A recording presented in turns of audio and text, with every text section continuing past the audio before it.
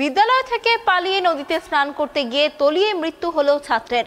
যেমনটা জানা যাচ্ছে যে ফারাক্কার রঘুনাথগঞ্জের বাণীপুর উচ্চ বিদ্যালয়ের সপ্তম শ্রেণীর 4টি ছাত্র শনিবার বিদ্যালয় থেকে পালিয়ে রঘুনাথগঞ্জের ভাগীরথী নদীতে স্নান করতে যায় বলে অভিযোগ। সেখানে স্নান করতে নেমে তলিয়ে যায় রাজা শেখ নামে এক ছাত্র।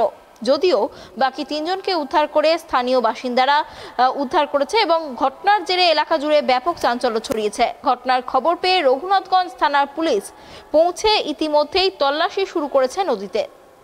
ছেলেটা হাত দেখালো, ওরা সব করে হেল ছিল দিয়ে ছেলেটা চারজন ছিল। আচ্ছা, দিয়ে তারপরে ছেলেটা ডাকছে ওদেরকে, যারা হেল ছিল ওদেরকে ডাকছিল। দিয়ে আমি নামটি এবারে কাপড়টা ধরতে ছেলেটা ডুবে গেল, আর নাই, আর হাত দেখাই ওই হাত দেখিয়ে শেষ। আমি মেম্বার হিসাবে শুনলাম কি আমাদের গ্রামের একটা ছেলে মানে এখানে গঙ্গায় স্নান করতে এসেছিল। ওরা চারজন মিলে, তো একজন ডুবে গেছে, এটাই আমরা শুনে এলাম এখানে। আমি এখন কি বডি পাওয়া গেছে?